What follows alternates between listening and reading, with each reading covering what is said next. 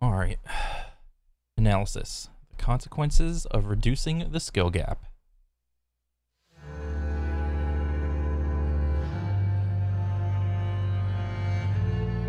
The most significant moment in fighting game history is the Daigo parry, also known as Moment 37. Oh, yeah. It's been viewed over 30 million times, featured in multiple documentaries, and of course, there's the book about it. There are a lot of reasons why it was such... Bro, there was actually a book about it? Holy crap. I did not actually know that. Like, I remember watching this. I don't remember if it was streamed on Twitch or whatever at the time.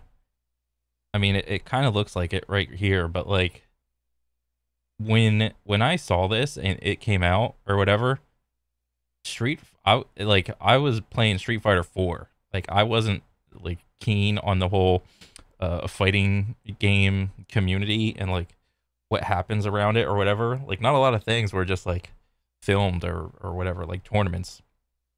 But when I saw this, because my buddy tried to get me into like Street Fighter Third Strike, and what did we play it on? I think we played it on Dreamcast or whatever. And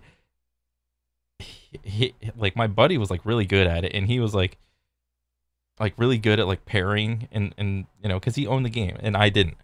And the D-pad for the Dreamcast was like it was very unforgiving on your thumb. Like you had to essentially just put a callus, like develop a callus on your thumb to do a lot of these moves or whatever.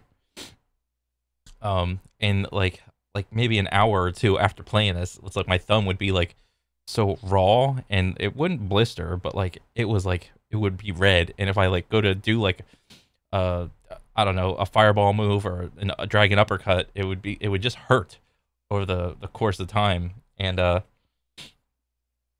because like the timings of this game also were very tight. There was not a lot of like input forgiveness or what is it called? Input buffering like they have today in a lot of games. So where like the input you had to do for a fireball had to be exactly the input for a fireball.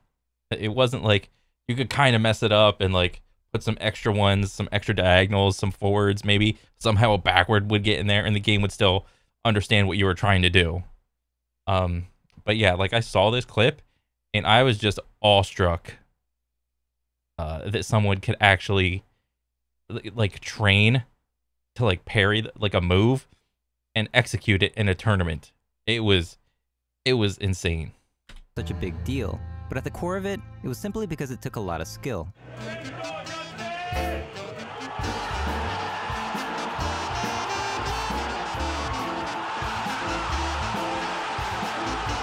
To parry a hit in Street Fighter 3, you have to tap forward within a 10-frame window or a sixth of a second to succeed. Otherwise, you get hit, which would have killed Daigo since he only had a pixel of health left. Yeah. Since Chun-Li's super requires 15 parries in a specific pattern and tempo, Daigo had to time each one perfectly in order to survive. It's like playing a... And 10 frames sounds like a lot. It's actually not. I mean, like in retrospect, all this stuff was like what on like 30 FPS or 60 FPS. I don't even think it was 60. It was like less so or whatever. Probably 30. Like, and to execute something where you like the amount of frames that pass by, you only have like visually, you have to like be able to predict what's about to happen in order to react to like only like a few frames of like a move popping out, and you're just like you go into autopilot mode. Stricter Guitar Hero with 15 invisible notes and no music to follow. Add tournament pressure to the situation, and it becomes seemingly impossible to pull off. But how iconic would moment... Yeah, tournament pressure is 100% a thing. Because even like I went to like what is it, like some local tournaments at like a game store or whatever with me and my buddies. And we did it for like Marvel vs. Capcom 3. We did it for Super Smash. We did it for Guitar Hero. And every time, at least for me, like the nerves would always come up because, you know, some people are doing matches on that TV. Some people are doing matches on that TV. And, you know, their matches get done. And then all of a sudden, everyone just like huddles around you. They want to see what you're doing. and then everyone starts going ooh, like oohing and ahhing whenever like a big knockout happens, or like somebody drops a combo in Guitar Hero, and then it's like, because you're not playing with earbuds, it's like a fucking local tournament. You're not like being all professional and shit. It's like you can hear everybody oohing and ahhing and shit talking you. So the nerves are there. Element 37B if you could succeed just by doing this. Not very impressive, but this is actually me successfully parrying Chun-Li's super in Street Fighter V. Really?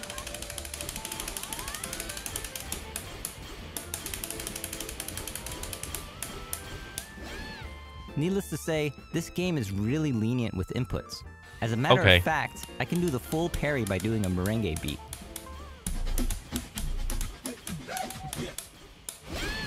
Why is it that lenient? Huh. I can't help but imagine a boardroom meeting where they thought, if we make it easy, then anyone could be the next Diego. Yeah, that'll get him on my side.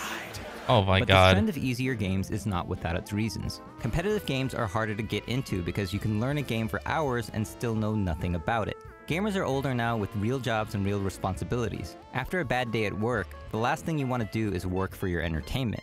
But for competitive folk, that extra work is the entertainment, also known as the journey. Yes. So I'll say this. If you, like, there's nothing wrong with coming home from, like, your job or whatever and wanting to just relax and play a game and, like, learn the game, or, like, I don't know, maybe it applies differently to single player versus, like, a multiplayer game.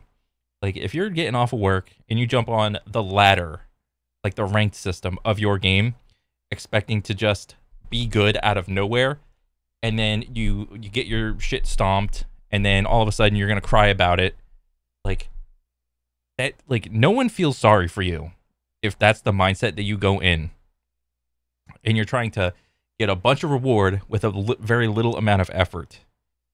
I think I watched like a video or something earlier where it was like, for Apex, like people are trying to like come home from work, pop on the controller, and just drop a 20 bomb, not thinking about anything. It's like, it's completely ridiculous. Nobody has ever dropped a 20 bomb or a 4K like badge with like very little thought process into it. Every time you're like, so for fighting games, anytime you're trying to like win against your opponent, you are actively trying to like enter this flow state to, you know, have like a high reaction time.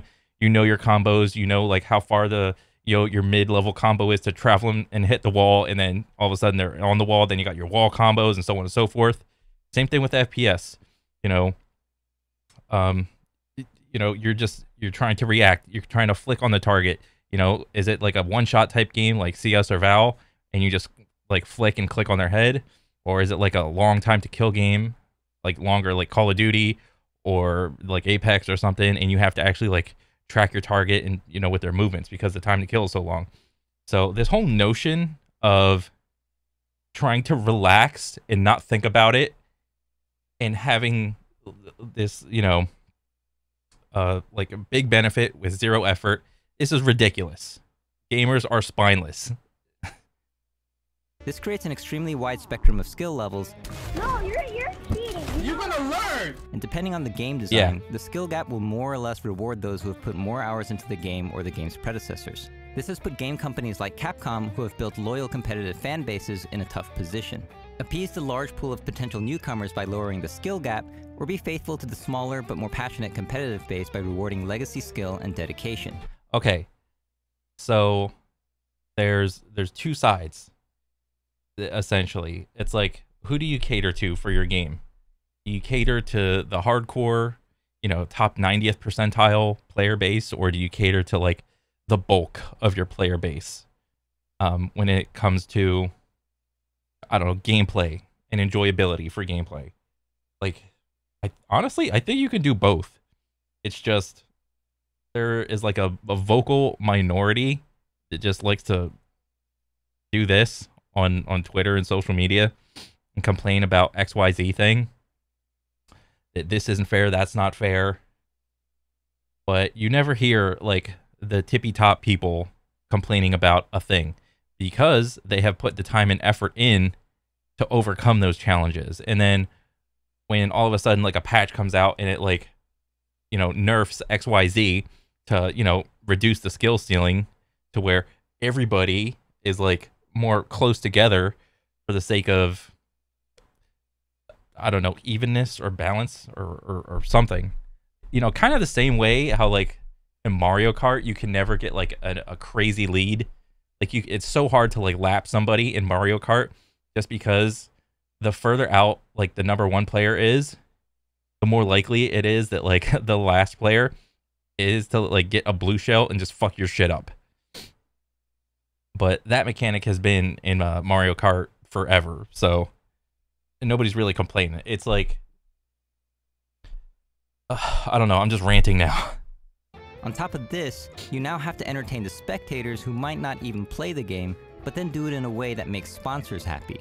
RCappa might like Mika's default costume, but ESPN might like not losing their sponsors. By attempting to Bro, didn't ESPN have those football games with like the cheerleaders or whatever? Didn't they do that? And doesn't ESPN or there's like, isn't there like some sports magazine where it's like they do that whole swimsuit thing? Where is that coming from?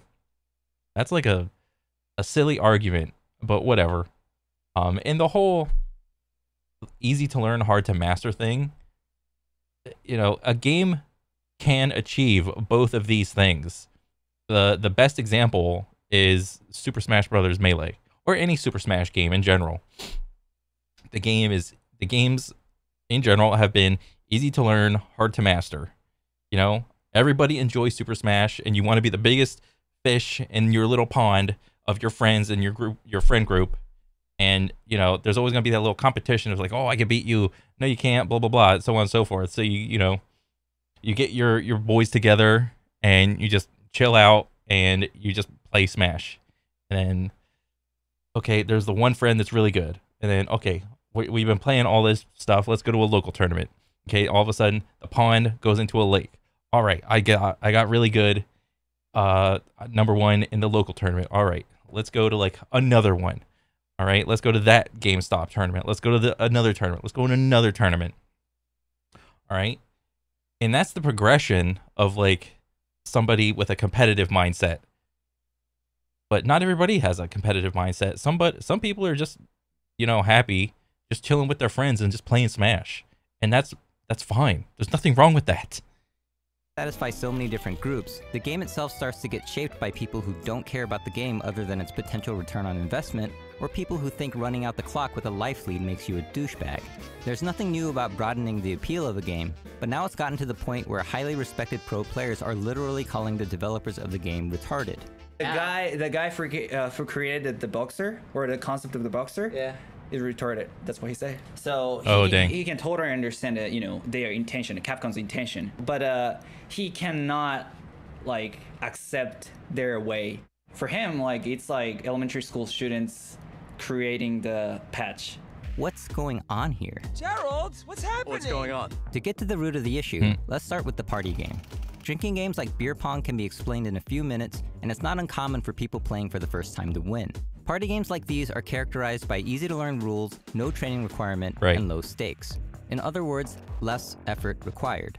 This is why one of the worst things you can say about a competitive game is that it resembles a party. Well, here's the thing with that. The simple rule set and less effort required. So you got, you know, like you're at a party, you're playing beer pong. Everyone's drinking, all right? Everyone is like, has like some sort of equal amount of like alcohol in them. Everyone's, you know, doing their thing. One team, you know, they're like average. They're like, they'll miss, and they'll maybe like sink one and be like, oh yeah, awesome. Meanwhile, there's another team on the other side of the table. One guy's average, but the other guy, he's just taking it really seriously. He is sinking every shot. You know, his teammate misses, so they can't like, you know, what's that rule in beer pong? Like if both teammates sink it, you know, they go back or whatever.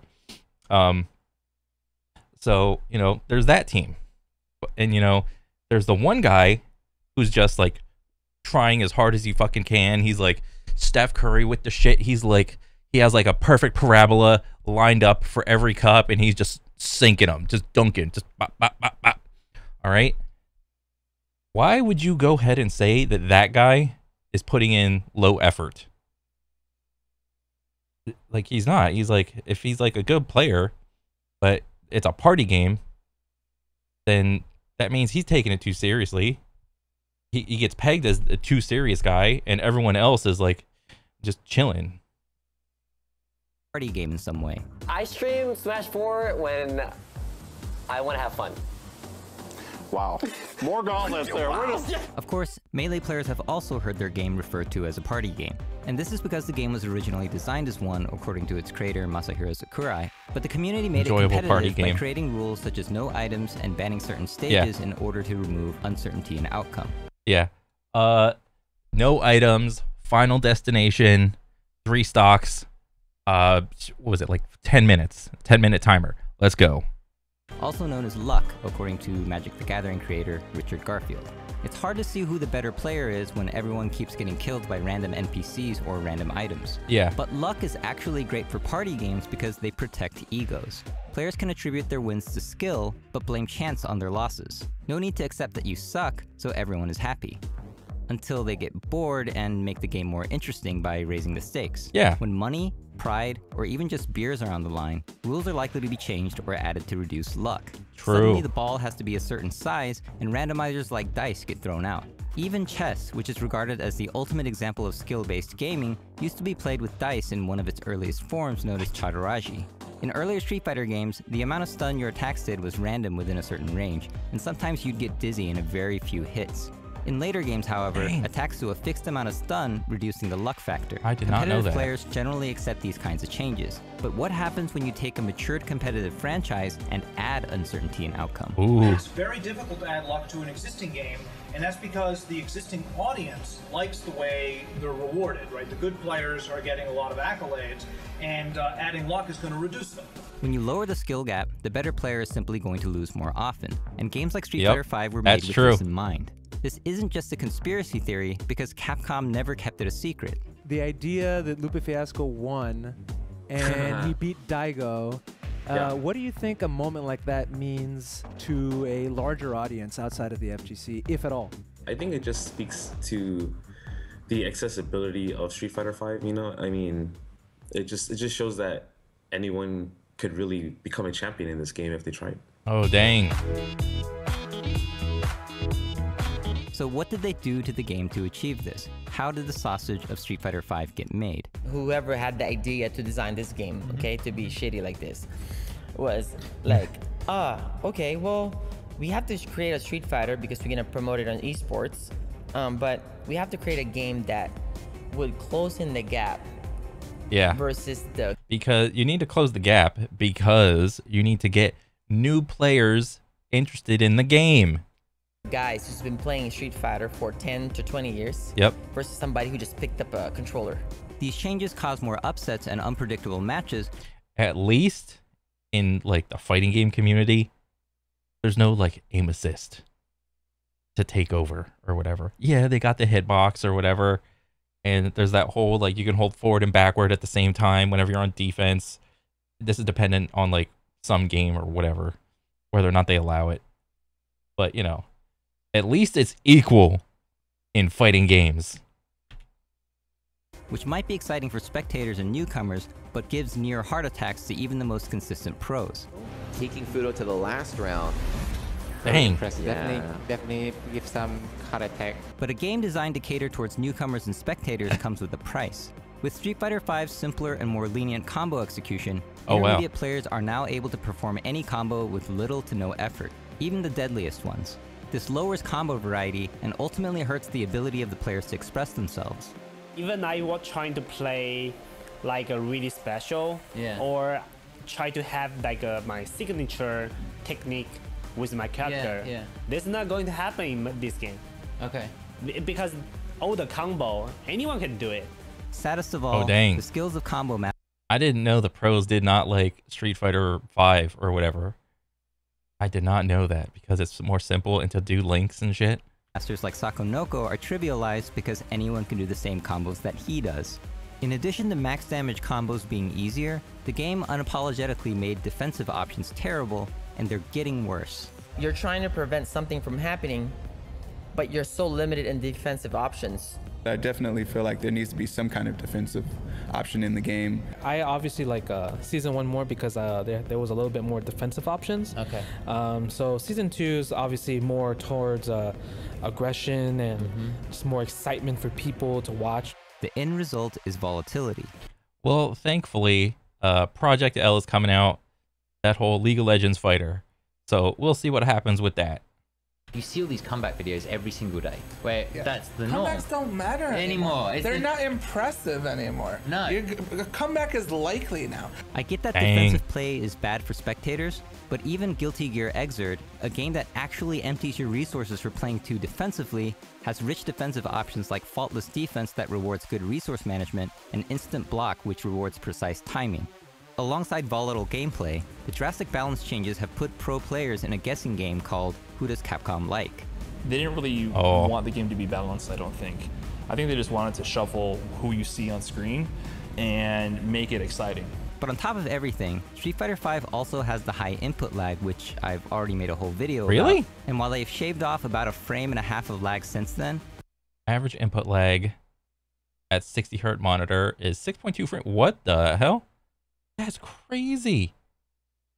Lowest lag 6 frames, highest lag 7, most common is 6. It's still double that of. Oh my god, that's frustrating. Like I can see it, like right there. Like, ugh. Like I'll tell you this. Like the one time, like I went to my buddy's house one time, and he had this big ass smart TV, like huge, like 70+ inches, and he's playing Doom Eternal on a controller or whatever. And I forgot what console it was, and he was stuck on like a level or whatever, and I was like, oh yeah, I played Doom Eternal, but I never played it on controller. I've always played it on like MEK. So I was like, oh, it can't be that bad. Let me give it a shot. It was on like normal or something. And I booted it up and I tried to play it. And I was astounded at how much input lag there was. Meanwhile, I told him how much it felt sluggish, and he was just like, what? That feels normal to me, dude. I was like, are you serious? No wonder you can't beat this level. Like, the amount of reaction time you would need to have because of, like, if shit is coming at you. And, like the thumbstick and the button reaction is just, like, whenever you do something, it doesn't happen until, like a second later on the screen. I was like, holy crap, no wonder, dude. Jeez. So yes, this whole, like, input lag thing is completely dumb. Indie titles like Skullgirls. As a matter of fact, Skullgirls creator Mike Z added a mode that increases the input lag to simulate Street Fighter V. You can activate it oh my god, what a diss. By adding the command line Ascend Higher in the launch options. While this burn is indeed sick, the message is real.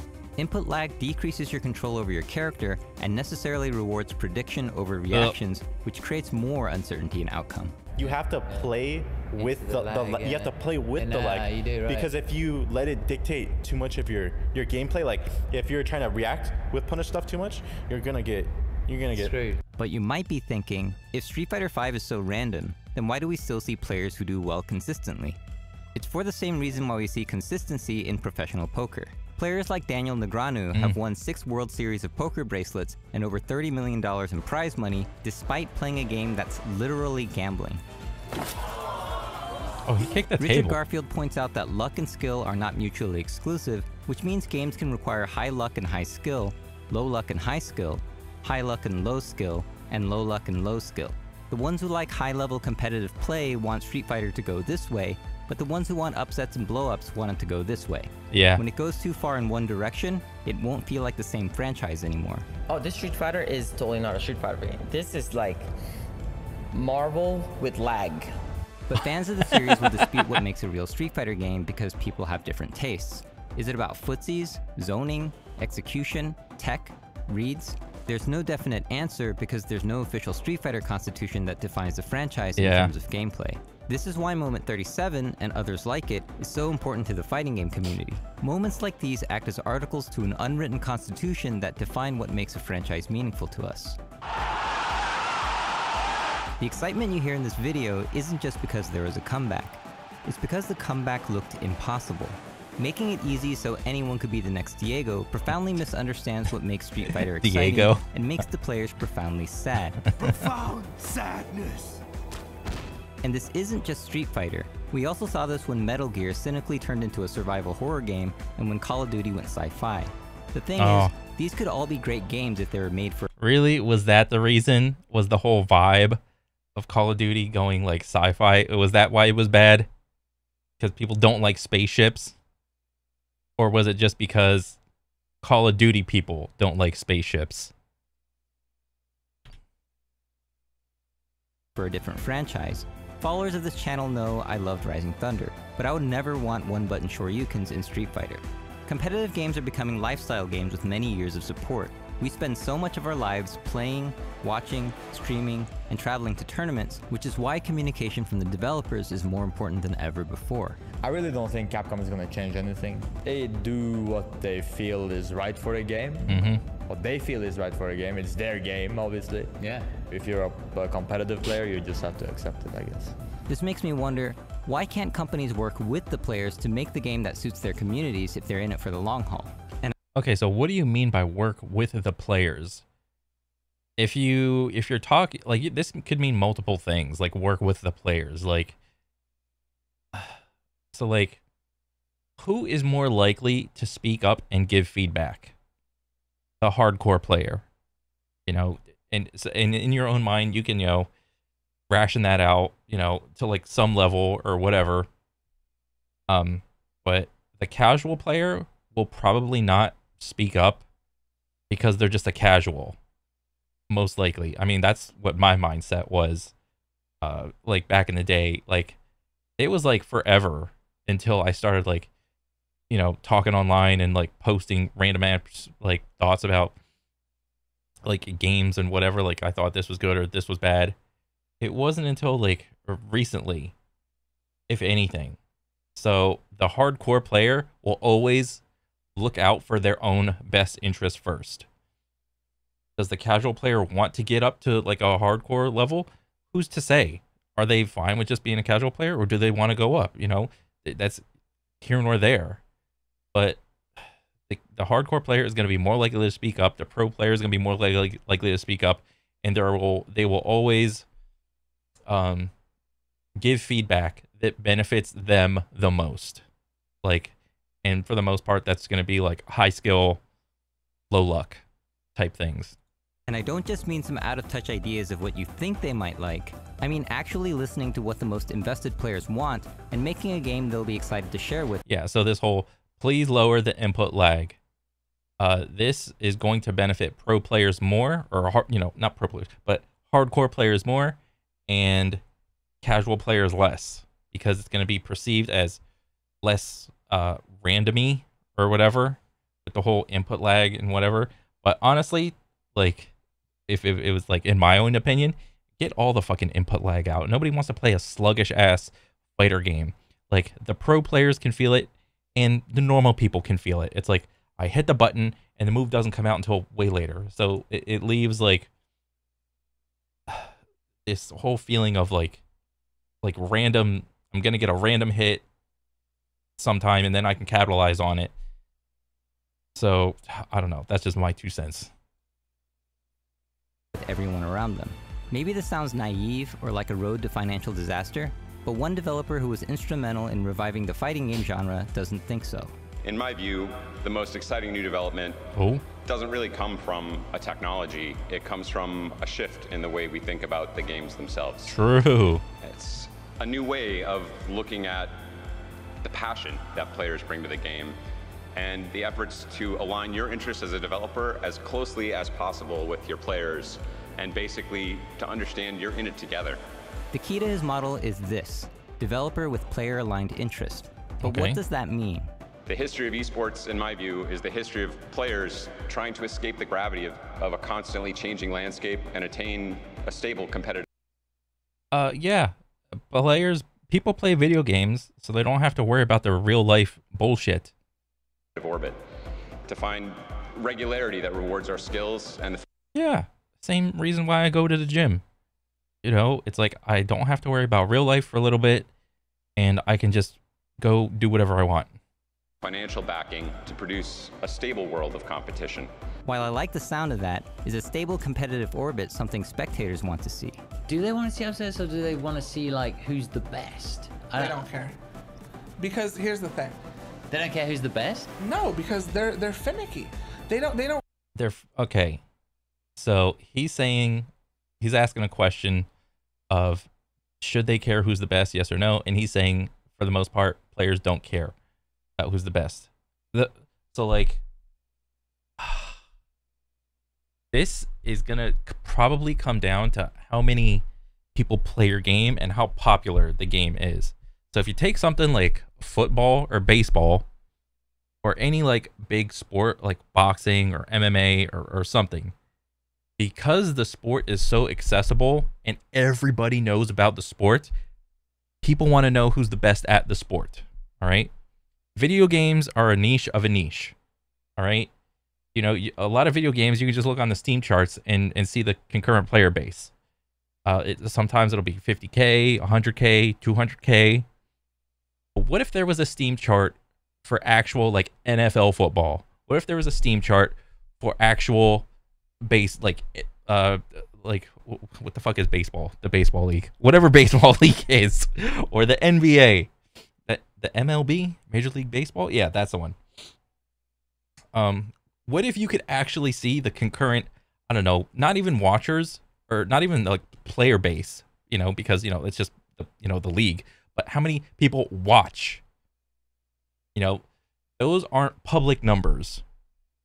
You know, only the TV networks have those numbers. So I think that would be like interesting. But I was going to say, you know, the more people that are interested in your game, the more likely they will be to knowing who's the best. And players don't really control that to some degree. Like, obviously, like if you like make some YouTube videos and like you're like an influencer person on the game, you can kind of do that. But like ultimately, all the marketing comes down to like the developer. One day Daigo could, you know, beat everyone. Oh my god, Daigo's the best. Yeah. The next week he loses, you know, he gets like 9th or something. Daigo sucks. Daigo's washed up. Instantly, Daigo's washed up. Yeah. People don't care about who's the best anymore. They just want something to talk shit about. Maybe Flo is right. Maybe people don't care about who the better player is, but care more about the spectacle. Well, here's the thing with that. That happens in real sports too. All right? You know, one game, a team will do good. Oh, this is the best team.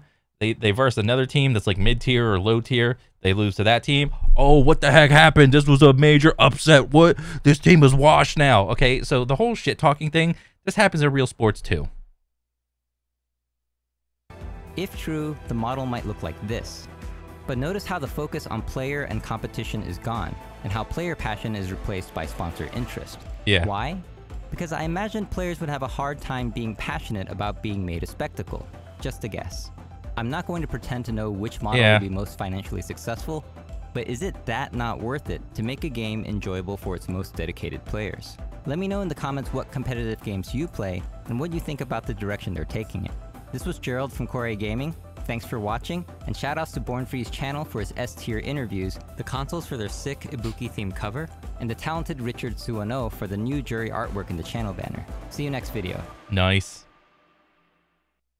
That was a good video. The consequences of reducing the skill gap. Core Gaming. Yeah, that was awesome. Yeah, but that's always going to be like an argument.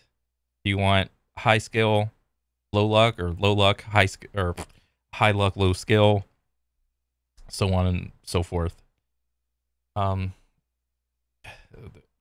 it even gets more foggy with like, you know, I don't know, cheats in FPSs, who's good and who's bad, who's legit, who's not.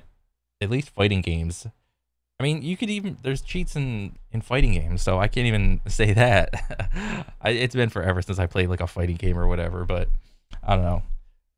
I think this is a really good video, and it's still relevant today, and it could this can be applied to not only fighting games, but in a lot of other, you know, PvP type games. You know, I try to do it with FPSs because, you know, that's what I'm interested in. But yeah, great video, and that's it. All right. I'll see you guys on the next one. Peace.